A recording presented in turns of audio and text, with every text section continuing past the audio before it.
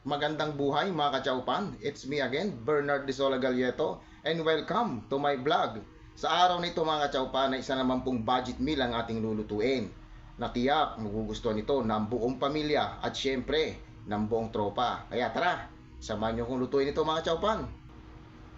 Tamang-tama sa panahon ang ating lulutuin ngayon mga kachaupan dahil sa medyo naulan-ulan at medyo malamig ang panahon. Saktong-sakto ito. Ito mga kachaupan yung tinatawag nilang inabraw o diningding with pritong galunggong. Sa halagang 200 pesos mga kachaupan ay magkakaroon na po tayo ng isang masarap at masustansyang pagkain para sa ating pamilya. Dahil sa panahon ngayon ay talaga pong kailangan po nating i-budget lahat dahil sa mahal na mga bilihin. Katulad ng nakikita nyo mga kachaupan sa screen ng mga sangkap ay dyan ko lang po pinagkasya yung halagang 200 pesos.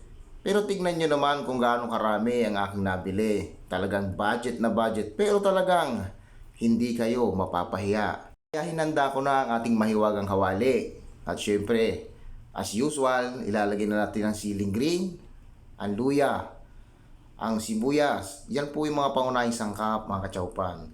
At nilagyan ko na po yung mga kachaupan ng mainit na tubig para mabilis kumulo. Kalahating pitsil lang yan. Pero mas mainam yan kachaupan kung hugas bigas. At nilagay ko na po yung bagoong mga kachaupan.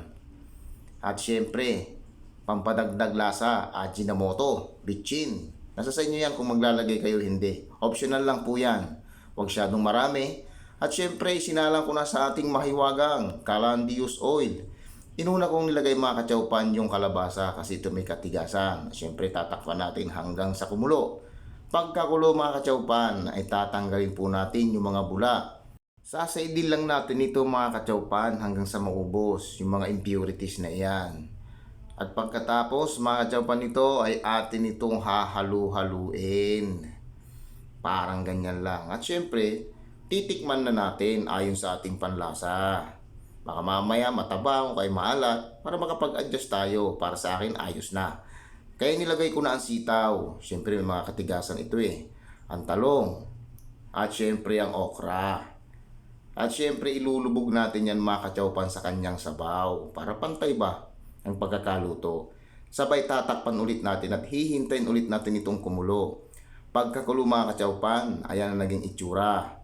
Hahaluin natin ang bahagya. At syempre, ilalagay na din dito natin mga kachaupan yung puso ng saging. Diba? Napakasustansya ng ating menu ngayon. Puso ng saging. Pagkatapos yan mga kachaupan, inilagay ko na ang patola. Ay sadya naman talagang punong-puno ng gulay ang ating ulam ngayon. At syempre, ilulubog lang natin yan sa kanyang sabaw.